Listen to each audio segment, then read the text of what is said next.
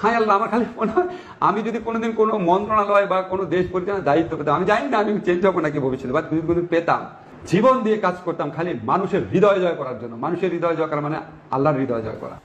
আসসালামু আলাইকুম। 2021 সালে আসিফ নজরুলের পোস্ট 2024 সালে এসে ভুলে গিয়েছেন।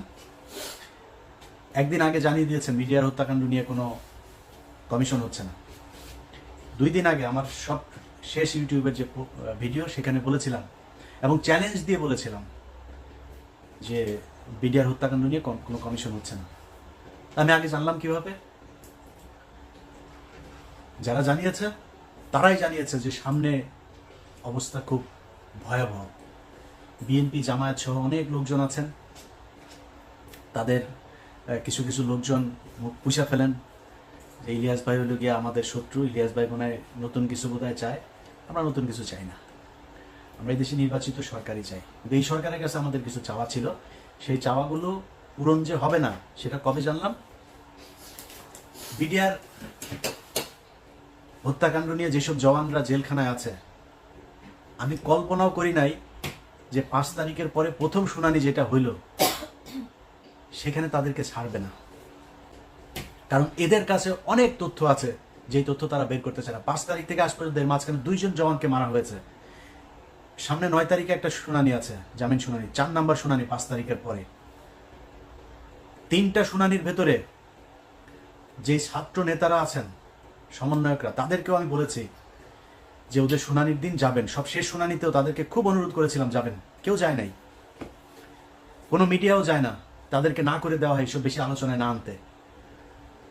9 তারিখে আরেকটা আছে,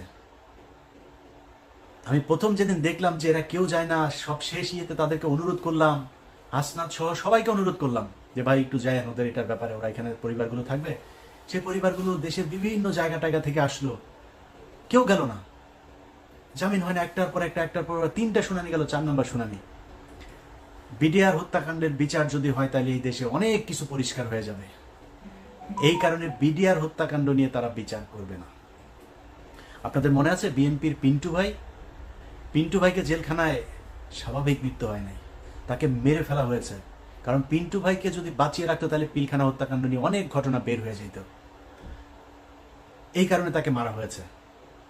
এখন এই যে বিডিআর এর যারা সৈনিক আছে, আমি এটা আমার কাছে কেউ কিছু বলে না, কিন্তু আমার ধারণা, ধরেন সব শেষ এখানে যে এই শুনানির পরের যে মাঝখানে যে সময়টা, এই সময়ের ভেতরে তারা একটা পরিকল্পনা করতে পারে। যেহেতু এটা নিয়ে অনেক আলোচনা হচ্ছে, আমরা এখান থেকে কয়েকজন সৈনিক ছাড়বো, সবাইকে ছাড়বে না, কান কেটে ফেলে দেব যদি সৈনিকদের সবাইকে ছাড়ে। আরেকটা চ্যালেঞ্জ নিলাম, যান ভিডিও রেখে দিলাম, তো এই ভিডিওটা রেখে দেন। জানুয়ারি 9 তারিখের পরে তারপরে এটা নিয়ে আপনারা চ্যালেঞ্জ আমরা এটা গ্রহণ করবে, তো এদেরকে ছাড়া হবে না। প্রথম ঘটনার পর থেকে বুঝলাম যে না, আমরা তো আসলে বিজয় উদযাপন করলাম, এত নাচাগানা করলাম, এই সরকার তো আসলে আমাদের সরকার না। এদের ভেতরে ডক্টর মোহাম্মদ ইউনূসকে সামনে রেখে সব ভেজাল চিটা সব এটার ভেতরে ঢুকিয়ে দেওয়া হয়েছে। ইন্ডিয়ান পুরো সেকেন্ড লেয়ারের যা আছে সব এই জায়গায় বসানো। ডক্টর মোহাম্মদ ইউনূস চাইলেও কিছু করতে পারে না। এখন ডক্টর মোহাম্মদ ইউনূসের সামনে রাস্তা একটাই আছে, উনি যে কোনো দিন শুনবেন যে উনি চলে গিয়েছে দেশ থেকে। এরপরে কি হবে? পুরো সেট আপ সাজিয়েছে আসিফ নজরুল, মাহফুজ আনাম, মতিউর রহমান। সব জায়গায় বিএনপির কিছু লোকজন আছেন, তাদের খুব মনে হয় আমার নিয়ে মনে হয় খুব কষ্ট কিছু, মানে আমি ঢালাওভাবে বিএনপি জামাতকে নিয়ে ঢালাওভাবে কথা বলার মতো স্পর্ধা আমি দেখাইতে পারবো না। এই দলের মানুষ আমাকে প্রচণ্ড ভালোবাসেন, আমাকে প্রচণ্ড শ্রদ্ধা করেন, তাদের নিজেদের মানুষ মনে করেন।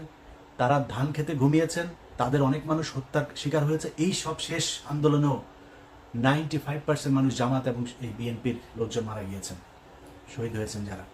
অতএব আমরা এদের ব্যাপারে কথা বলতে গেলে রেসপেক্ট করে কথা বলতে হবে। আমার ব্যাপারে কথা বলতে গেলেও একটু রেসপেক্ট দেখায় কথা বলতে হবে। আমাকে বলা হয়েছে যে জামাতের গতকালকে একটা প্রতিবাদ জানিয়েছে আমার একটা বক্তব্য। সে বক্তব্য হচ্ছে, আমি বলেছি জামাতের যে নায়েবে আমির আছেন, ওই যে তাহের সাহেব, এই তাহের হচ্ছে রয়্যাল লোক। তবে জামাতের কাছে আমার অনুরোধ থাকবে, যে অভিযোগটা আমি শুনেছি এটা তো আমার নিজের বানানো না, এটা আপনাদের ভেতর থেকে আমাকে জানিয়েছে। তার বাড়িতে নইমুল ইসলাম খান, তার বাড়িতে ছিল ইনামুল ইসলাম খান, তার বাড়িতে ছিল, এবং আবু তাহের সাহেব তাকে পালাতে সহযোগিতা করেছেন। এই ছাড়াও জামাতের আরো অনেকজনের ব্যাপারে এই বিষয় আছে। শামা ওবায়েদ বিএনপির সব তথ্য ভারতে পাচার করে। শামা ওবায়েদের সাথে এখনো শেখ হাসিনার কথা হয়। বিএনপিকে বলে রাখলাম, আপনারাও সাবধান থাকবেন। আমি যদি নাকি কোনো কথা বলি, ওই কথা বিএনপি বা জামায়াতের ক্ষতি করার জন্য না। জামাত ইসলাম যেটা করেছে, বিবৃতি দিয়েছে, কোনো সমস্যা নেই। আমি আমার কথা বলেছি, আমার এটা রেসপেক্ট রেখে বলছি, এটা নিয়ে তদন্ত করবেন। যদি আসলেই কোনো কিছু পাওয়া না যায়, আমি তাহের ভাইয়ের কাছে আবার ক্ষমা চেয়ে নেব। তো এই যে বিএনপি জামায়াতের লোকজন, ওনারা কিছু কিছু লোকজন যে মনে করেন যে আসিফ নজরুল হচ্ছে তাদের লোক, তাদেরকে বলবো তারেক রহমানের বক্তব্য শোনেন। তারেক রহমান আপনার মনে হয় এমনিতেই বলে যে সামনে নির্বাচনটা কঠিন নির্বাচন? এমনিতেই বলেন যে আপনারা মনে করবেন না যে আমরা ক্ষমতায় চলে এসেছে? এগুলো এমনি বলে না, কিন্তু তারেক রহমান খবরগুলো জানে যে তারেক রহমানকে মাইনাস করার জন্য কত ষড়যন্ত্র চলছে, এবং সেইটার পার্ট হচ্ছে এই আসিফ নজরুল, রেজওয়ানা বন্যা, আরেকটা আছে ওদের সাথে ওয়াহিদ মাহমুদ, তো নামটা ভুল করছে কিনা জানি না।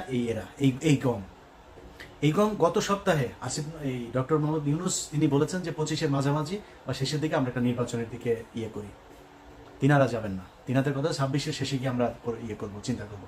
এর মাঝখানে সেট শেষ হয়ে যাবে, সব শেষ। বিএনপির ভাইদেরকে বলতে চাই, সব শেষ। দুদকের একজন চেয়ারম্যান আপনাদের দলের ক্যান্ডিডেট ছিল, সে বিএনপি করে না, খুব সৎ মানুষ। বিএনপির ওই চয়েসটা ভয়ঙ্কর রকমের, খুবই সুন্দর একটা ছিল। এই আমার জীবনে আমি যত মানুষ সম্পর্কে জানি, একজন মানুষ হিসাবে জানতে পারি, এই বিচারক মোতাহার হোসেন তাদের মধ্যে একজন সৎ মানুষ। এই মানুষটাকে হইতে দেয় নাই আসিফ নজরুল, এই রেজওয়ানা বন্যা, ওয়াহিদ মাহমুদেরা হইতে দেয় নাই। ইভেন ডক্টর মোহাম্মদ ইউনুসও চেয়েছিল ইয়ে হোক, তাকে হইতে দেওয়া হয়নি। অতএব বিএনপির লোকজন খুব সাবধানে কথা বলেন। আমাদের মির্জা আব্বাস ভাই বলল যে করবে। বিদেশে কিছু লোকজন বসা খায় দেয়া কাম পায় না, ইউটিউবে কথাবার্তা বলে। মির্জা আব্বাস ভাই এই কথাটার জন্য কোনো এক জায়গায় সরি বলে দেন। তার একদিন আগে সম্ভবত পিনাকিদা তার ব্যাপারে একটু কথা বলছিল, এই জন্য তিনি এটা বলে ফেলেন। 6 মাস হয় নাই ভাই এখনো।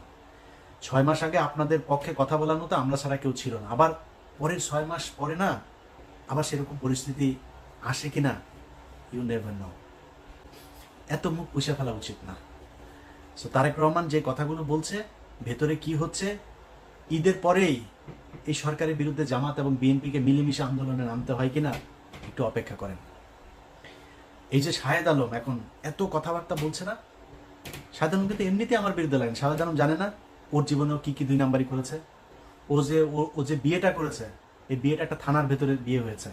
আশুলিয়াতে 2 জন এই গাড়ির ভেতরে করছিল, ওইখান থেকে পাবলিক ধরে আপনার একটু টানা হেঁচড়া করলো, এরপরে পুলিশ আসলো, এসে তারপর ধরে নিয়ে গেলো, পাবলিকগুলো বিয়ে করাইতে হবে। এবং একই সময় তার আরেকজনের সাথে সম্পর্ক ছিল, তার সাথে তার বিয়ে হওয়ার কথা, বিয়ের কথাবার্তাও চলছিল পারিবারিকভাবে।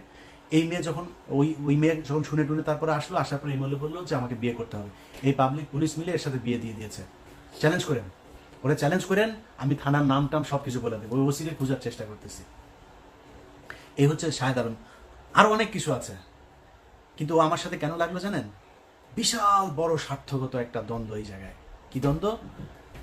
শাহেদ আলমের আসিফ নজরুলকে দিয়ে যে ধান্দাবাজি সে করছে, এই ধান্দাবাজি তো সে বিএনপি আসলে করতে পারবে না।